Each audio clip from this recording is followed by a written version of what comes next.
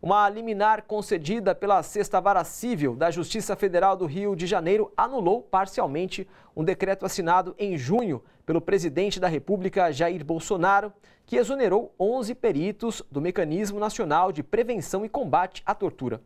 Com a decisão, eles deverão ser reintegrados às suas funções. A decisão é provisória e a Advocacia Geral da União deve apresentar recurso assim que for notificada.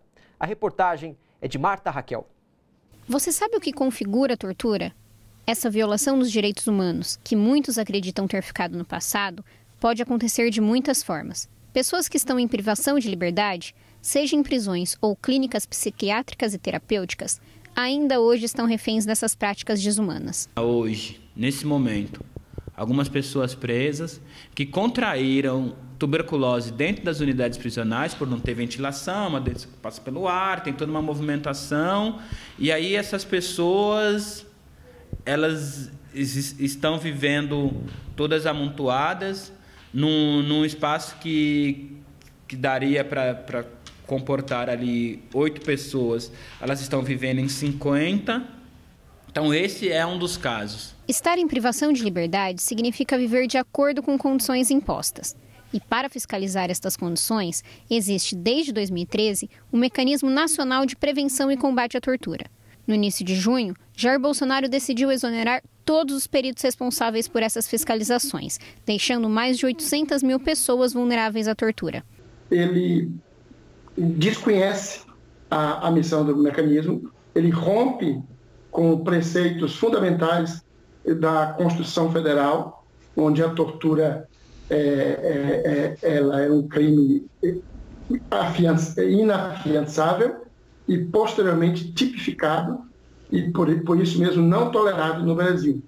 E em função disso, o Brasil assumiu, a exemplo de 70 países ao redor do mundo, o compromisso de ter um órgão de monitoramento e fiscalização dos espaços de privação de liberdade. Agora, a Justiça do Rio de Janeiro suspendeu o decreto de Bolsonaro, mas isso não significa que o mecanismo continue em funcionamento. Em liminar, o juiz Osair de Oliveira Júnior determinou que os 11 peritos sejam reintegrados aos cargos comissionados com remuneração. O trabalho, e isso é preciso que se diga, porque esse é um discurso falacioso que o governo que privatiza sem critério, que um governo que pratica despesas outras sem critério, usa o discurso da racionalidade econômica para dizer que agora nós vamos poder exercer todo o trabalho que exercemos de forma voluntária, sem remuneração.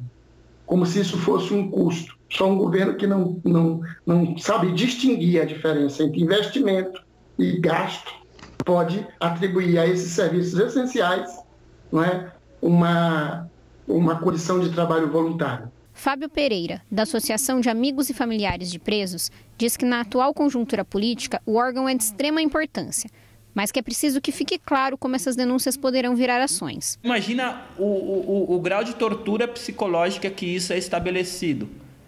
Então a gente precisa construir, de fato, ferramentas que se articulem. Mecanismos, defensorias, conselhos da comunidade, ouvir mais os familiares em relação às denúncias que são trazidas e tentar, de fato, encaminhar isso por um lugar que essas pessoas possam minimamente ser ouvidas. E não vai ser nesse Estado. Não vai ser nesse atual governo. Não vai ser. Esse atual governo falou que as pessoas agora vão morrer como baratas. Gente, bora fortalecer a TVT? É só clicar em inscrever-se e depois clicar no sininho. Pronto! Assim que pintar notícia nova, você fica sabendo no ato.